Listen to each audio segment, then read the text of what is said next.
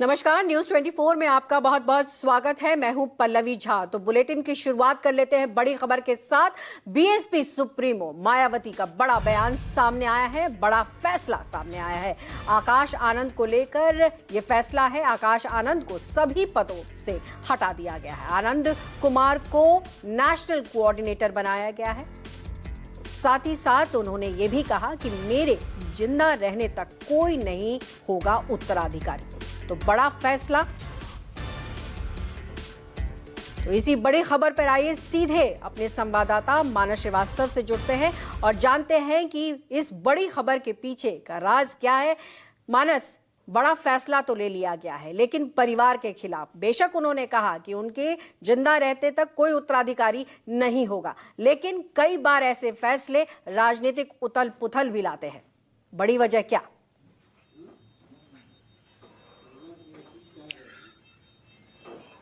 देखिए, जब से आकाश आनंद को मायावती सक्रिय राजनीति में लेकर के आई और उन्होंने खुले मन से उनको अपना उत्तराधिकारी घोषित किया, दरअसल उसके बाद से ही न केवल परिवार में कलह शुरू हुई, बल्कि पार्टी के भीतर भी एक अलग किस्म की गुटबाजी शुरू हो गई, जिसका खामियाजा मायावती को लगातार भुगतना पड़ रहा है।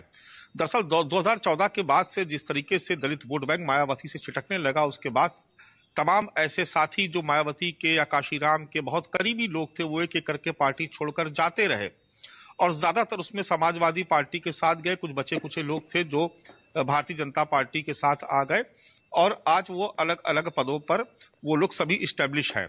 लेकिन मायावती की पार्टी का ग्राफ गिरता गया। ऐसे में उनको उस वक्त ये लगा कि उनको किसी बहुत भरोसेमंद व्यक्ति की जरूरत है जो शायद उनके परिवार से निकल के आएगा, इसलिए आकाश आनंद का चयन किया गया था। लेकिन आकाश आनंद के चयन के बाद से जिस तरीके के हालात पार्टी में बनते रहे, उससे उसने मायावती को काफी बेचैन किया। शुरुआत में तो लोगों ने डर के वजह से मायावती से कुछ नहीं कहा, लेकिन 2024 के लोकसभा चुनाव के बाद से जिस तरीके के हालात बनने लगे और खास तौर से अशोक सिद्धार्थ जो रिश्ते में ससुर लगते हैं आकाश आनंद के, उनकी पार्टी में जिस तरीके की दखलंदाजी होने लगी, उससे मायावती और उनके करीबी लोग या पार्टी के जो काडर थे वो काफी नाराज नजर आ रहे थे। और इसी वजह से मायावती ने 2024 के लोकसभा चुनाव के दौरान अचानक से ही आकाश आनंद को नेशनल कोऑर्डिनेटर के पद से बाहर किया था। लेकिन बाद में फिर एक समझौता हुआ और फिर से मायावती ने उनको बहाल किया। और लेकिन जिस तरीके के बाद उपचुनाव हुए, उपचुनाव के बाद दिल्ली विधानसभा का चुनाव हुआ, लगातार वो गुटबाजी, पारिवारिक कलह बढ़ती चली गई, जिसके लिए सीधे तौर पर पार्टी के लोगों ने आकाश आनंद और अशोक सिद्धार्थ को जिम्मेदार ठहराया। इसके बाद मायावती ने अशोक सिद्धार्थ, जो एक जमाने में मायावती की सरकार में एमएलसी हुआ करते थे, उनको पार्टी से बाहर का रास्ता दिखाया।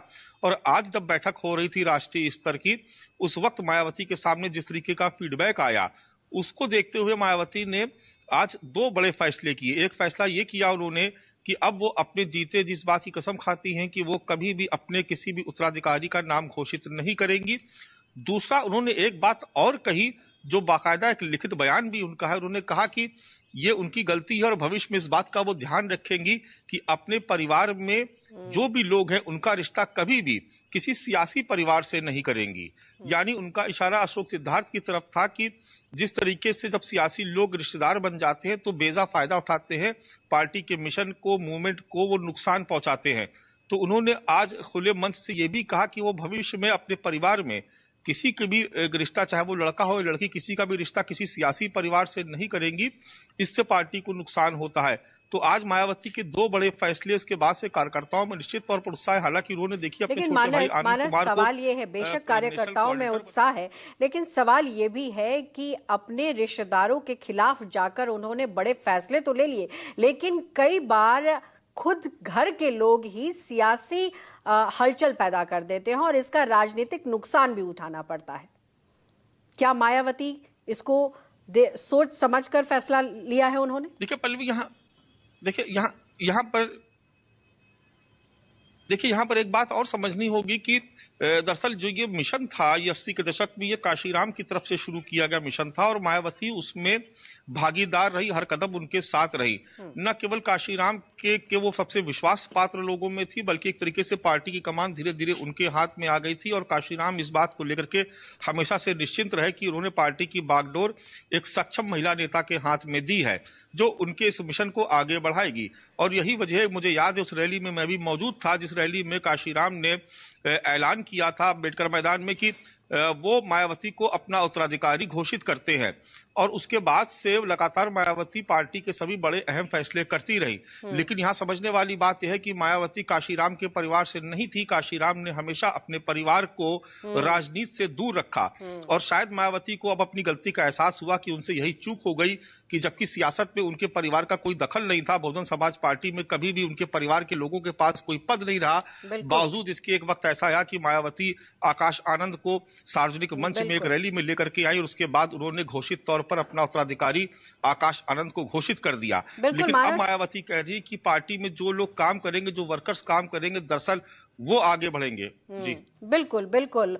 और बहुत बहुत शुक्रिया, आपने तमाम अपडेट्स दिया। नजर बना के रखिएगा, हम फिर आपके पास वापस आएंगे। तो चलिए बढ़ते हैं अगली खबर की ओर।